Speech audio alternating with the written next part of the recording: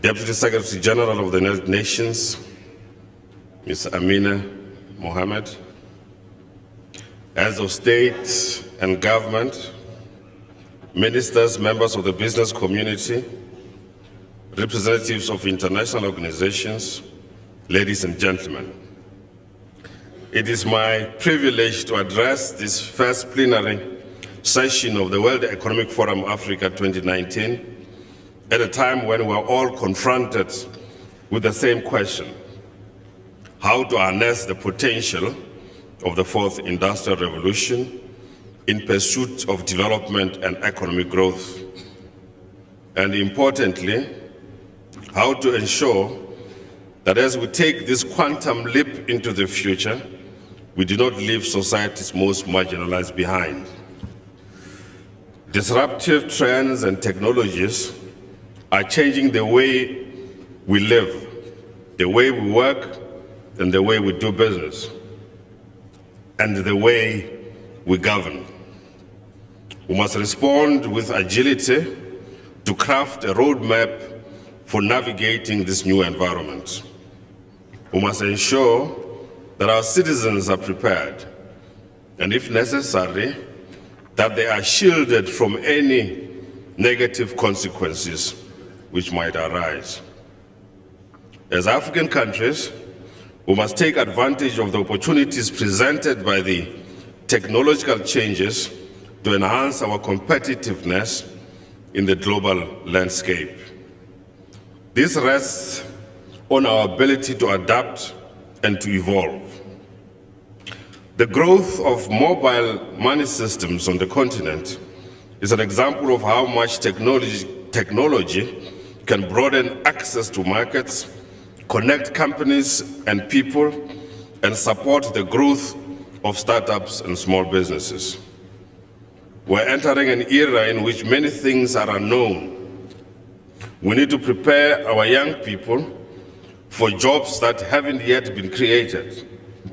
We need to adopt incentive programs for industries that may experience significant structural disruption in just a few years' time. But at the same time, there is much more that we know. We know that the free flow of data is at the heart of this revolution. Consideration, therefore, has to be given to privacy, data protection, and intellectual property rights.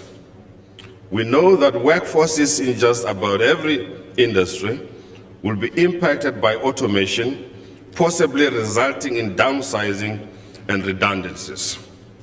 According to McKinsey, up to 375 million workers globally may have to change their occupational category and acquire new skills by 2030.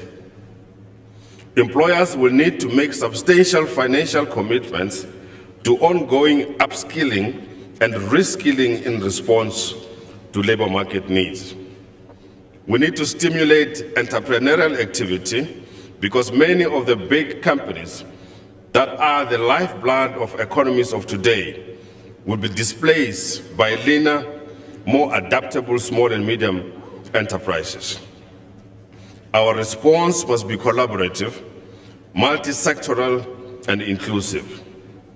That's why we, as South Africa, are working with our neighbors to develop a continental strategy led by the African Telecommunications Union. This collaboration must extend itself to the private sector, academia, policymakers, and other stakeholders. In South Africa, for example, we have established a presidential commission on the fourth industrial revolution to identify strategies and action plans that will position our country as a competitive global player in this new space. Our response to the fourth industrial revolution should not merely be defensive, in the same way as when the workers in Manchester noticed that the introduction of new technology might mean that they have to change their ways and begin destroying the equipment. We shouldn't do that. That's me now. So I proceed with what the president is saying. We must harness these changes to solve some of our most pressing economic and developmental challenges. Africa can and must take advantage of these changes to industrialize in a new way, to pursue inclusive growth and attract investment. New technologies can also be put to better use in improving service delivery. We have seen, for instance, the way in which India has leveraged technology to broaden access to banking in its rural areas, and has even digitized its public distribution system that provides subsidized food and non-food items to vulnerable groups. This type of innovation presents tremendous opportunities for tasks like social grant distribution, electrification, and internet access. We must be open to new ways of doing things. We must be prepared to take risks or risks being left behind. We must always take the circumstances and varying levels of development of the many countries here into account. What has worked in one place may not work altogether in another. When it comes to digital inclusion, the focus must be on achieving critical mass on internet penetration. We all know that economic growth, job creation, and entrepreneurial activity is inextricably linked to broadband access. We therefore need to ensure that broadband access, like healthcare and education, is available to all.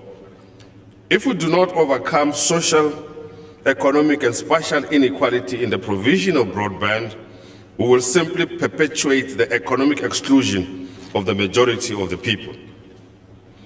In the development of our policy and in the implementation of our programs, we need to ensure that technology promotes greater equity and broader social and economic participation.